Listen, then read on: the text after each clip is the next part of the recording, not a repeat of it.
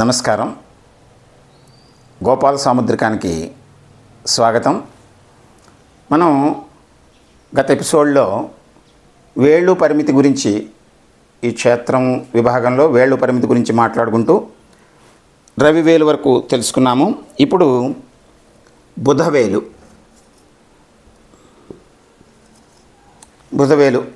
దాన్ని మనం చిటికెన వేలు, చిన్న వేలు, లిటిల్ ఫింగర్ అని అంటాము. బుధుడు ఈ గ్రహస్థానంలోంచి ఉద్భవించినటువంటి వేలిది. బుధస్థానము శాస్త్రము, సాంకేతిక, న్యాయ, వైద్య, విద్య విషయాలన్నిటికీ బుధుడు అంటే బుద్ధి, నాలెడ్జ్. ఈ నాలెడ్జ్ కేంద్రంగా ఉన్నటువంటి ఈ గ్రహస్థానములో ఈ వేలు ఈ పక్కనుండేటువంటి రవివేలుతోటి మనం పోల్స్తాము. రవివేలు ఈ మొదటి పర్వం వరకు లేదా మొదటి పర్వంలోకి కొంత 1/4 వరకు కూడా ఇది విస్తరించి ఉన్నప్పుడు, అంటే ఆ పొడవు కలిగి ఉన్నప్పుడు అది సహజమైనటువంటి బుధవేలుగా మనం పరిగణించవచ్చు. అటువంటి వ్యక్తులు ఏ విషయాన్నైనా సరే నేర్చుకోవటంలోనూ, వ్యక్తం చేయటంలోనూ, పరిశోధన చేయటంలోనూ, పరిశీలన చేయటంలోనూ, ఇతరులకి దాన్ని అన్వయించి చెప్పటంలోనూ చాలా చక్కగా వాళ్ళు వ్యవహరించగలరు. రాజకీయ దక్షత, న్యాయ విచక్షణ, దయాదాక్షిణ్యాలు ఇవన్నీ కలిగి ఉంటారు. అందువల్లనే ఈ బుధ జాతకులు కానీ, తదుపరి మనం ఈ గ్రహస్థానాలు చెప్పుకున్నప్పుడు చెప్తాం. అలాగే హస్తాల యొక్క లక్షణాల్లో ఉపయుక్తమైనటువంటి హస్తాన్ని మనం చెప్పుకున్నప్పుడు స్క్వేర్ పామ్. ఇది చిత్రం ఎప్పుడైతే కలుగుతుందో ఈ వేళ్ళన్నీ సమాన కొలతలు కలిగి ఉన్నప్పుడు చిత్రంగా వస్తాయి. అప్పుడు బుధవేలు కూడా దాంట్లో ప్రాముఖ్యత వహిస్తుంది.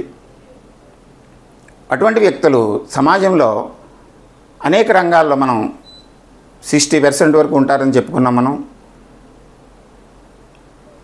వైద్యులుగా, విద్యారంగాన్ని అన్ని విభాగాల్లో వాటిని చక్కగా నడిపేటువంటి వాళ్ళు, ఉపాధ్యాయులు, న్యాయకోవిధులు, ఇలాగా సంఘంలో వివిధ వ్యవస్థల్లో ప్రభుత్వేతర రంగాల్లో పనిచేసేటువంటి వ్యక్తులు, వీరందరూ కూడా సాధారణంగా ఈ బుధవేలు రవివేలుకి ఈ మొదటి పర్వంలో కొంతవరకు ఉండి అది సమానమైనటువంటి సహజమైనటువంటి లక్షణాన్ని వ్యక్తం చేస్తూ ఉంటుంది. అయితే దీంట్లో అసహజం ఏమిటి? కొంతమందిలో బుధవేలు రవివేలుతో సమానంగా ఉంటారు. బుధవేలు రవివేలుతోటి సమానంగా ఉంటారు, ఇలా ఈక్వల్ అయిపోయింది. ఇటువంటి వ్యక్తులు ఈ కీర్తి ప్రతిష్టల్లో తమకు ఉండేటువంటి ప్రాబల్యంతో, తమ ఆలోచనా శక్తితోటి ఎటువంటి వారినైనా సరే వారి యొక్క వాదనా పటిమతోటి ఆకర్షించి వారిని వశపరుచుకుని తమకి అనుకూలంగా మలుచుకునేటువంటి శక్తి సామర్థ్యాలు వీరికి ఉంటాయి. అంటే ఈ రవివేలుతోటి ఆల్మోస్ట్ ఆల్ రవివేలుతో సమానంగా ఉంటుంది. కొంతమందిలో అందువల్ల వీళ్ళు ఏంటంటే ఎక్కువ ఈ మొదటి కణుపు సగభాగాన్ని దాటి ఉన్నటువంటి వ్యక్తులు వీళ్ళు స్వతంత్ర భావాలు కలిగి ఉండి వారు వ్యక్తం చేసినటువంటి భావాలని ఇతరులతోటి ఒప్పించేటువంటి విధంగా తమ వాదనా పటిమని, తమ ఆలోచనని వ్యక్తం చేస్తూ ఒక సుహృద్భావ వాతావరణంలో సంఘంలో గౌరవింపబడుతూ వీరు స్వతంత్ర భావాలతోటి ఎక్కువగాను సంఘంలో గౌరవింపబడుతూ 10 మందికి తలలో నాలుక అంటారు మనకు సామెతల్లో చెప్పుకున్నప్పుడు. అంటే ఎవరికి ఏ కష్టం వచ్చినా వాళ్ళని తమ యొక్క విజ్ఞానంతో ఆ కష్టానికి తగిన విధంగా సలహాలను ఇస్తూ, ఏ విషయంలో అయినా సరే, విద్య విషయంలో కానీ, వైద్య విషయంలో కానీ, ఇంకా బంధుత్వ, ప్రేమ, సంఘము, రాజకీయం, ఇలా అనేక విషయాల్లో వాళ్ళు తమ యొక్క నాలెడ్జ్ని ఇతరులకి పంచుతూ వారిలో ప్రభావవంతమైనటువంటి లక్షణాన్ని పెంపొందింపజేస్తూ అందరికీ అనుకూలంగా వ్యవహరిస్తుంటారు.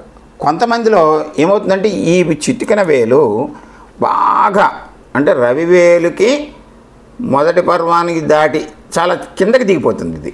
ఇది అబ్నార్మల్గా ఉంటుంది. చూసుకోండి,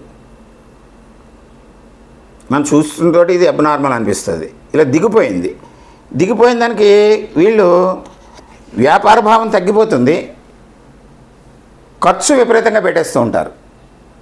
అంటే ఎప్పుడైతే ఇచ్చిపుచ్చుకునే ధోరణిలో మనం వ్యాపార భావం అది తక్కువైందో వాళ్ళు దేనికి ఎంత ఖర్చు చేయాలి, శక్తి కానీ, సంపద కానీ, ధనాన్ని కానీ. అయితే ఇక్కడ న్యాయబద్ధంగానే ఉంటారు వాళ్ళు. అన్యాయానికి దేనికి కూడా లోను కారు. అన్యాయం చేయటానికి జాలి గుణం ఉంటుంది. ఈ లక్షణాల వలన వీళ్ళు రహస్యాలను కూడా దాచలేరు. ఎప్పుడు ఎవరితోటైనా సరే ఏదైనా వెంటనే వ్యక్తం చేసేస్తూ ఉంటారు. అయితే ఇంకొకటి ఏమిటంటే, ఎప్పుడైతే బుధస్థానం దిగిపోతే, అంటే ఈ గ్రహస్థానము దిగిపోయి వేలు కూడా పొడవు తగ్గిపోయినప్పుడు ఈ మొదటి పర్వం వరకే వస్తుంది. ఇటువంటి వారికి సహజంగా బుద్ధి కుశలత కొంచెం తక్కువగా ఉన్నట్టు, బుద్ధి బలం తక్కువగా ఉన్నట్టు మనం పేర్కొనవచ్చు. బుధుడు ప్రధానంగా ఇక్కడ మన ఆలోచనని, ఆచరణని ప్రభావితం చేసేటువంటి వాడు. ఇంచేత ఎప్పుడైతే బుధవేలు దిగిపోవటం వలన బుధస్థానం కూడా దిగిపోతుంది, దాని యొక్క ప్రభావం కూడా తగ్గుతుంది. బుధవేలు చిన్నగా ఉంటే, బాగా చిన్నగా ఉంటే, ఇక్కడ మనం చూపెట్టినట్టు బాగా చిన్నగా ఉంటే, ఇది బుద్ధి కుశలతను తక్కువగా ఉన్నట్లు మనం గమనించవచ్చు.